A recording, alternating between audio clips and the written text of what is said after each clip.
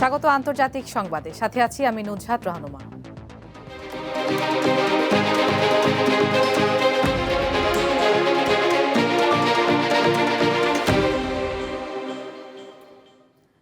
যুক্তরাষ্ট্রে 2028 সালের প্রেসিডেন্ট নির্বাচনে রিপাবলিকান পার্টির প্রার্থী হিসেবে মনোনয়নের জন্য এগিয়ে আছেন ভাইস প্রেসিডেন্ট জেডি ভ্যান্স। দেশটির পররাষ্ট্রমন্ত্রী মার্কো রুবিও তার ঘনিষ্ঠদের এ তথ্য জানিয়েছেন। ভ্যান্স দলটির মনোনয়ন প্রার্থী হলে তিনি তাকে সমর্থন দেবেন বলেও জানিয়েছেন রুবিও। যুক্তরাষ্ট্রের সংবাদপত্র পলিটিকোকে এমনটি জানিয়েছেন প্রশাসনের ঘনিষ্ঠ দুই ব্যক্তি। ডোনাল্ড ট্রাম্প এরই মধ্যে 2 মেয়াদে দেশটির প্রেসিডেন্ট হওয়ায় আইন অনুযায়ী তিনি আর প্রেসিডেন্ট প্রার্থী হতে পারবেন না। আর তাই প্রেসিডেন্ট ট্রাম্পও তার সবচেয়ে সম্ভাব্য 2 উত্তরসূরি হিসেবে বারবার ভ্যান্স ও রুবিওর নাম নিচ্ছেন। গত সপ্তাহে তিনি বলেছেন এই দুইজনের একসঙ্গে প্রেসিডেন্ট ও ভাইস প্রেসিডেন্ট প্রার্থী হওয়া উচিত।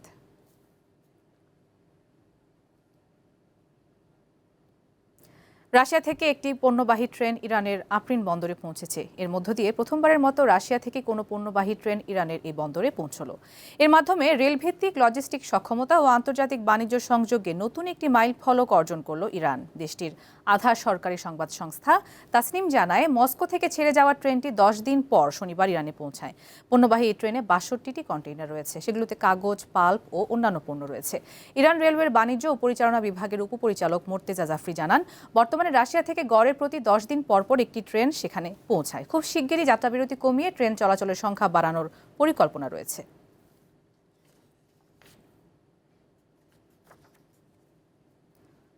সরকারি সফরে শনিবার যুক্তরাষ্ট্রে পৌঁছেছেন সিরিয়ার প্রেসিডেন্ট আহমেদ আল শারা। সন্ত্রাসী তালিকা থেকে ওয়াশিংটন তার নাম বাদ দেওয়ার একদিন পরেই তিনি যুক্তরাষ্ট্র সফরে গেলেন।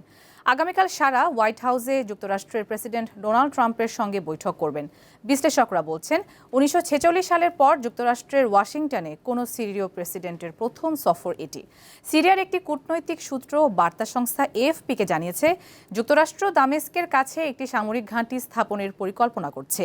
এর লক্ষ্য মানবিক সহায়তা সমন্বয় করা এবং সিরিয়া ও ইসরায়েলের মধ্যকার চুক্তির অগ্রগতি পর্যবেক্ষণ করা। গত শুক্রবার যুক্তরাষ্ট্রের সন্ত্রাসী তালিকা থেকে শারার নাম বাদ দেয় ওয়াশিংটন।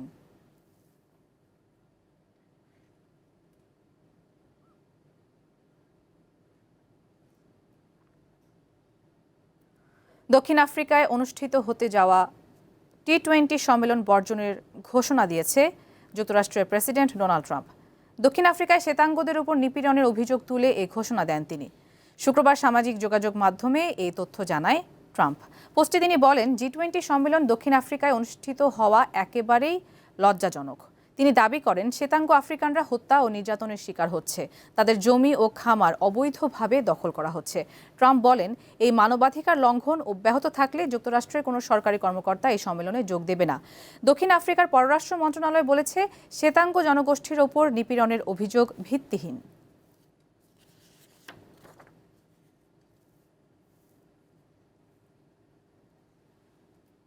ইউক্রেন জুড়ে বড় ধরনের হামলা চালিয়েছে রাশিয়া। শুক্রবার রাতভর এই হামলায় 450টির বেশি ড্রোন ও অন্তত 45টি ক্ষেপণাস্ত্র ছোড়া হয়।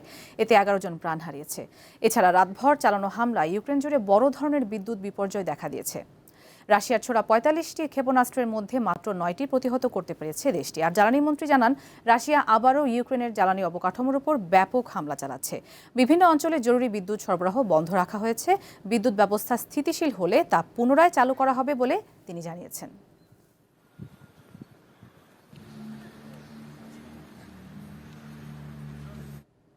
যুক্তরাষ্ট্রে দীর্ঘ শাটডাউন বা সরকারি অচলাবস্থার কারণে টানা দ্বিতীয় দিনেও আকাশপথে ব্যাপক বিশৃঙ্খলা দেখা দিয়েছে।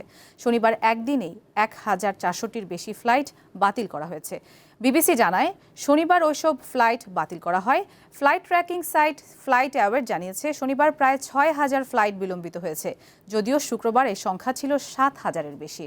যুক্তরাষ্ট্রের পরিবহন মন্ত্রী শন ডাফি সতর্ক করেছেন, চলমান সরকারি অচলাবস্থা অব্যাহত থাকলে বিমান চলাচল শতকরা 20% পর্যন্ত কমাতে বাধ্য হতে পারে সরকার। মূলত সরকারি অচলাবস্থার মধ্যে বেতন ছাড়াই কাজ করা বিমান নিয়ন্ত্রকদের মধ্যে ক্লান্তি দেখা দেওয়ায় দেশের সবচেয়ে ব্যস্ত 40টি বিমানবন্দরে ফ্লাইট চলাচল শতকরা 10% পর্যন্ত কমানো হবে বলে চলতি সপ্তাহে জানায় যুক্তরাষ্ট্রের ফেডারেল এভিয়েশন অ্যাডমিনিস্ট্রেশন। ঘূর্ণিঝড় কালমেঘির তাণ্ডবে শত শত মানুষের মৃত্যুর রেশ না কাটতেই ফিলিপাইনের দিকে আবারও ধেয়ে যাচ্ছে টাইফুন ফাং ওং। এরই মধ্যে এটি সুপার টাইফুনে পরিণত হয়েছে। এটি সুপার টাইফুনে পরিণত হওয়ায় ফিলিপাইনের পূর্ব ও উত্তরাঞ্চল থেকে 1 লাখের বেশি মানুষকে সরিয়ে নেওয়া হয়েছে। রোববার দিন শেষে এটি স্থলভাগে আঘাত হানতে পারে বলে আশঙ্কা করা হচ্ছে। এর ফলে প্রবল বৃষ্টিপাত, ঝোড়ো হাওয়া ও জলোচ্ছ্বাসের আশঙ্কা তৈরি হয়েছে। বার্তা সংস্থা রয়টার্স জানায়, ফিলিপাইনের বিভিন্ন অঞ্চলে ঘূর্ণিঝড় সতর্কতা জারি করা হয়েছে। সুপার টাইফুন ফাং ওং বর্তমানে ঘন্টায় 185 কিলোমিটার এবং 231 কিলোমিটার পর্যন্ত ঝোড়ো বাতাস নিয়ে এগোচ্ছে। আবহাওয়া দপ্তরের পূর্বাভাস অনুযায়ী রাতে এটি মধ্য লুজনের অরোরা প্রদেশের স্থলভাগে আঘাত হানতে পারে।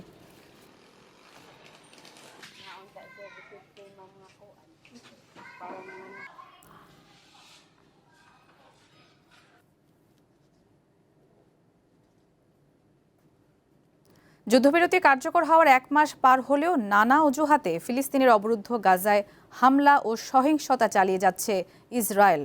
শনিবার গাজা জুড়ে ইসরায়েলি সেনাবাহিনীর হামলায় অন্তত 3 ফিলিস্তিনি নিহত হয়েছেন। এতে করে উপত্যকাটিতে ইসরায়েলি বাহিনীর হামলায় নিহতের সংখ্যা 69,000 ছাড়িয়েছে। গাজার স্বাস্থ্য মন্ত্রণালয় জানিয়েছে, 2023 সালের 7 অক্টোবর গাজায় যুদ্ধ শুরুর পর থেকে এ পর্যন্ত মোট মৃতের সংখ্যা বেড়ে দাঁড়িয়েছে 69,169 জনে। প্রতিনিয়ত ধ্বংসস্তূপের নিচ থেকে উদ্ধার হওয়া মরদেহের কারণে এই সংখ্যা বাড়ছে। গত মাসে যুদ্ধবিরতি কার্যকর হওয়ার পর থেকে ইসরায়েলি হামলায় অন্তত 240 জন ফিলিস্তিনি নিহত হয়েছে।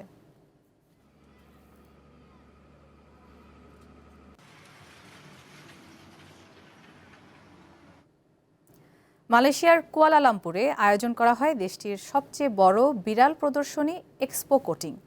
3 দিন ব্যাপী এই উৎসবে ছিল শত শত বিড়াল থিমের পণ্য, যা দেখতে ভিড় করেন হাজারো দর্শনার্থী। কেউ এসেছেন ফুলের মালা পরে, কেউ এসেছে চশমা চোখে, আবার অনেকে প্রদর্শন করছেন সুঠাম দেহের। এরা সবাই নানা জাতের বিড়াল, তবে তাদের হাবভাব মানুষকে তাক লাগানোর মতো। এক্সপো কুচিং বা মালয়েশিয়া ক্যাট এক্সপো দেশটির সবচেয়ে বড় বিড়াল প্রদর্শনী। এবার 8মবারের মতো বসেছে এই আসর। এতে 3 শতাধিক লোক বিভিন্ন জাতের বিড়াল নিয়ে এসেছে। এছাড়াও 600-র বেশি বিড়াল সম্পর্কিত পণ্য আছে। বিড়ালের গ্রুমিং সামগ্রী থেকে শুরু করে প্রয়োজনীয় ঔষধ, ভেটেরিনারি সেবা, ক্যাট ফার্নিচার ছাড়াও নানা জাতের পুষ্টি সমৃদ্ধ বিড়ালের খাবারও ছিল। আমার বিড়ালটির বয়স 4 বছর। আমরা টানা 7 বার প্রতিযোগিতায় অংশ নিয়ে আসছি। এখানে আসার ফলে আমি ওদের খাদ্যাভ্যাস থেকে শুরু করে স্বাস্থ্য বিষয়ে নানা তথ্য পেয়েছি।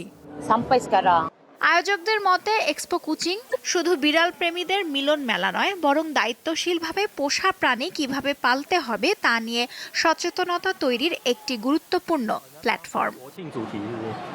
আয়োজনে ছিল বিড়ালদের নানা ধরনের প্রতিযোগিতা, জিতলে দেয়া হয় পুরস্কারও।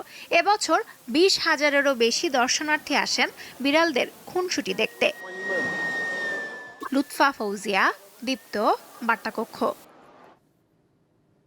দর্শক, এই ছিল দীপ্ত আন্তর্জাতিক সংবাদে। আমাদের পরবর্তী আয়োজন বিকেল 5টায় দীপ্ত জেলা সংবাদ দেখার আমন্ত্রণ। এতক্ষণ সাথে থাকার জন্য সবাইকে ধন্যবাদ।